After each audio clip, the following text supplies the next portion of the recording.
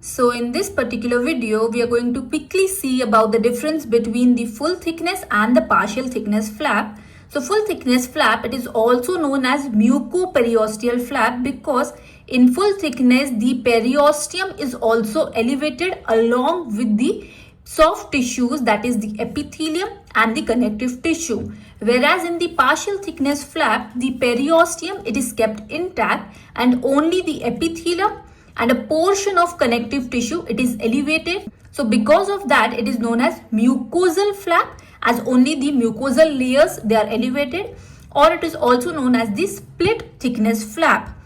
Now the full thickness flap, it is elevated using a blunt instrument such as the periosteal elevator or the curate, whereas in the partial thickness, so it is elevated using a sharp instrument to carefully separate the mucosal layers from the periosteum. So in this case, you can use scalpel, that is the BP blade number 15 or 11.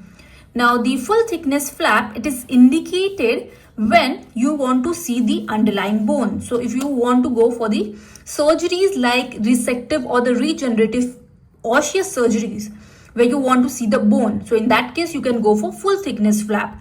Or in certain tooth extraction cases, or if the gingiva is thin, that is it is less than 2 millimeters, so in that case you need to go for full thickness flap.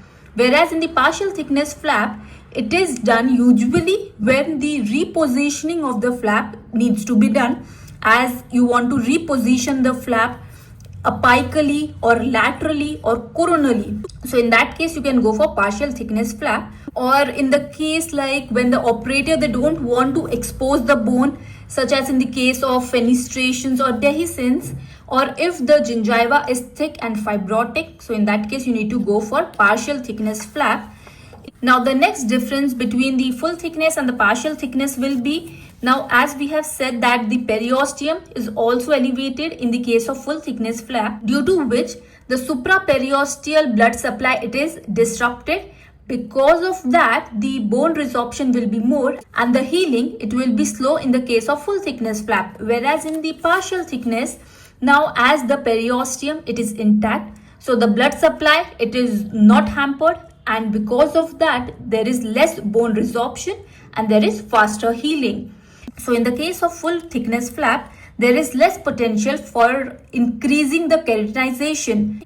And in the partial thickness flap, there are more potential of increasing the keratinization. So if you want to go for such procedure where you need to increase the keratinization, so in that case, you need to go for partial thickness flap. Full thickness flap, it can cause aesthetic problems as you're raising the complete flap. In partial thickness, aesthetic is not an issue. And also, as we have seen in the indication, it is indicated to reposition the flap where the root is exposed. So in such cases, you can go for partial thickness. Full thickness, it offers good visibility of the underlying bone as we are exposing the bone. In partial thickness, there is less visibility. Full thickness flap, it is relatively easy to perform as you're going to completely elevate the soft tissues. Partial thickness, it requires precision as you're going to keep your periosteum intact. So comparatively, it is difficult. And full thickness flap, it cannot be used with any mucogingival surgeries. Whereas the partial thickness, it can be used in the case where there is root exposure. So you can go for repositioning of the flap such that you need to cover the root. So in such cases, partial thickness flap can be used.